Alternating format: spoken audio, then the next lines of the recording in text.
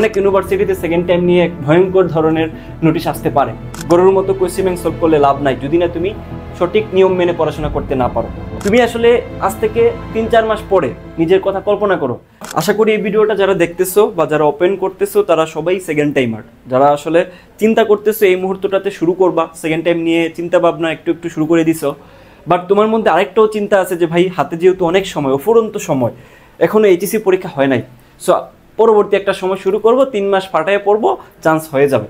So এই ধরনের thinking যাদের ভিতরে আছে তাদেরকে আমি জাস্ট একটু সজাগ করে দিতে চাই, যাতে করে তোমার লাইফে ইন ফিউচারে আরও কোনো প্রবলেম সৃষ্টি না হয়। কারণ সেকেন্ড টাইম একটা এমনিতেই বড় একটা হ্যাসেল, বড় একটা প্রবলেম, যে প্রবলেম আসলে কোনো সমাধান নাই। তুমি কখনোই আসলে পরবর্তীতে পাবলিকান হওয়ার সুযোগ পাবা না যদি এইটা তোমার হাতছাড়া হয় সুযোগটা। আশা করি কথা সহজ হয়েছে, কঠিন হয় নাই।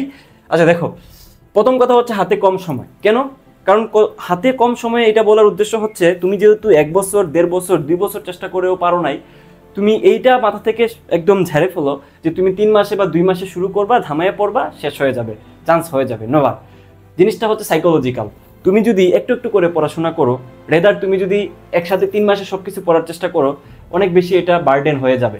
তুমি লোড নেওয়ার ক্ষমতা তোমার 100 কিলো, তুমি যদি নেওয়ার চেষ্টা করো 500 কিলো, তাহলে খুব বেশি এখানে সম্ভাবনা থাকে অ্যাক্সিডেন্ট করার। দ্যাট মিনস তুমি একটু একটু করে পড়াশোনা করা পাবলিক, তুমি শেষ সময় যায় প্রেশারে তুমি সব কিছু পড়ে শেষ করে ফেলবা, এই জিনিসটা কীভাবে থিঙ্ক করতে পারো? আবারও তুমি একটা ভুল পথের দিকে আগাচ্ছ। সো আমি বলবো মাথায় রাখো, হাতে একদম কম সময়, তোমার হাতে সময় নাই বললেই চলে, এটা মাথায় রাখো।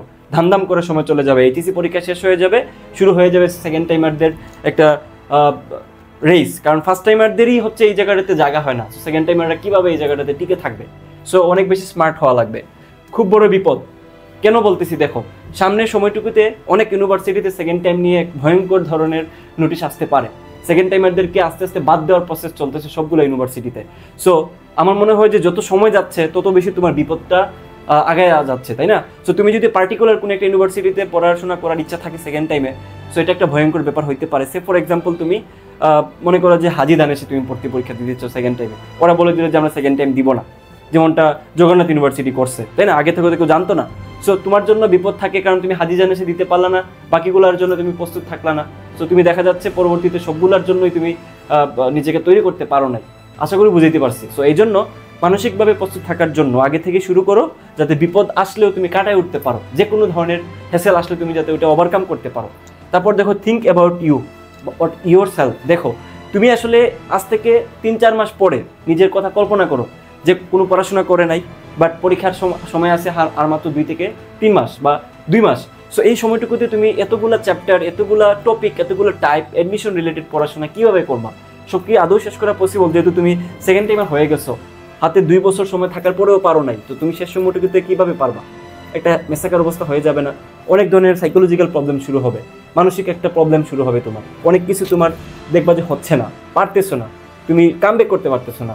অনেক ধরনের তোমার ফিজিক্যাল থেকে শুরু করে মেন্টাল ইস্যুস তৈরি হবে, তুমি এগুলো ওভারকামই করতে পারবে না। পড়াশোনা ফোকাস করবা কখন? সো ভালো হয় এখন থেকেই তুমি সাবধান হয়ে যাও, এখন থেকেই তৈরি করো নিজেকে, যাতে করে তুমি পরবর্তীতে যে কোনো প্রবলেম ফেস করতে পারো। বুঝছো? জাস্ট স্টার্ট, শুরু করে দাও। একটু পড়ো, 2 ঘন্টা পড়ো, 3 ঘন্টা পড়ো, বাট শুরু করো, জাস্ট স্টার্ট করো। শুরু করতে না পারলে শেষ হবে না, আর যদি শুরুই না করো তাহলে তুমি শেষ করার প্রশ্নই আসে না। বুঝছো? যাত্রা শুরু করে দাও। এবার আসি হচ্ছে কিছু টেকনিক্যাল কথাবার্তায়। দেখো, বিশ্ববিদ্যালয়ে চান্স পাওয়ার জন্য ভার্সিটিতে SST HF এই 5টা জিনিস মেনটেন করতে হয়। দ্যাট মিনস দেখো, এটা হচ্ছে তোমার শর্টকাট, শর্ট স্পেস, তারপর হচ্ছে T দিয়ে হচ্ছে টাইমিং, H দিয়ে হচ্ছে তোমার হ্যান্ড ক্যালকুলেশন, F দিয়ে হচ্ছে তোমার ফাস্ট ক্যালকুলেশন। That's it. এই 5টা জিনিসের কম্বিনেশনেই একটা স্টুডেন্ট বিশ্ববিদ্যালয়ে চান্স পায়। বুঝছো? সো এই 5টা জিনিসের কম্বিনেশনে তোমাকে প্র্যাকটিস করে যাইতে হবে। গরুর মতো কোয়েশ্চেন ব্যাংক সলভ করলে লাভ নাই যদি না তুমি সঠিক নিয়ম মেনে পড়াশোনা করতে না পারো। অনেকেই আছে অনেক পড়াশোনা করে, অনেক চেষ্টা করে, কিন্তু তারপরেও হয় না।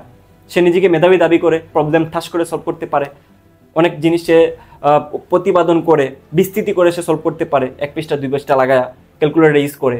লাভ নাই ভাইয়া, কারণ বিশ্ববিদ্যালয়ে তোমাকে বলতেছে না যে তুমি ব্যাখ্যা করে তুমি সলভ করো, তুমি অলিম্পিয়াড টাইপের প্রবলেম চিন্তা করে করে সলভ করো, ক্যালকুলেটর ইউজ করে সলভ করো।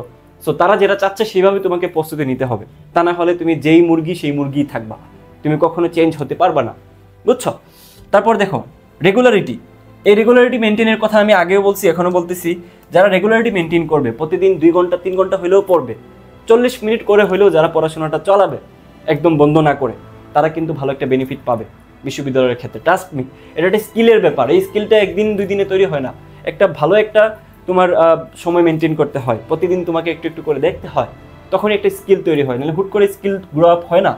ডেইলি প্ল্যান, তোমাকে প্রতিদিনের প্ল্যান করে পড়তে হবে যে আমি আজকে সকালে ঘুম থেকে উঠছি, আমি ফিজিক্সের এই চ্যাপ্টারটা পড়বো, আমি অর্গানিক কেমিস্ট্রির নামকরণটা পড়বো, আমি ইন্টিগ্রেশনের এই টপিকটা পড়বো, বুঝছো? দ্বিঘাত সমীকরণ সলভ করা শিখবো ইন্টিগ্রেশনের। এইভাবে করে তোমাকে আগাইতে হবে, একটু একটু করে তোমাকে বিন্দু বিন্দু করেই তোমাকে আগাইতে হবে। তুমি একদিনে যা সব কিছু পারবা না, 1 মাসে 2 মাসে পারবা না। তোমার হাতে যেহেতু সময় আছে ভাইয়া, শুরু করে দাও। তো তোমাকে শুরু করার জন্য যেটা হেল্প করবে সেটা হলো, অলরেডি আমরা অ্যানাউন্সমেন্ট করে দিছি আমাদের সেই ভার্সিটি সুপার 100 জি কোর্স, যেখান থেকে হিউজ পরিমাণ সাকসেস আসছে, বুঝছো?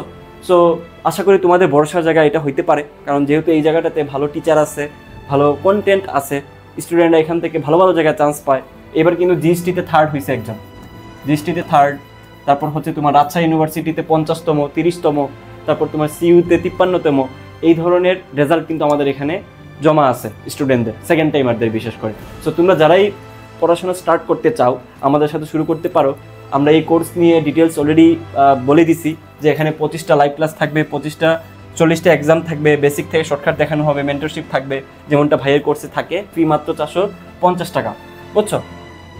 এটা কিন্তু তোমাদের ডিসকাউন্ট প্রাইস। সো এটা আগামী 1 মাস জুড়ে থাকবে, 30 দিন ধরে থাকবে, 30 ডেজ থাকবে।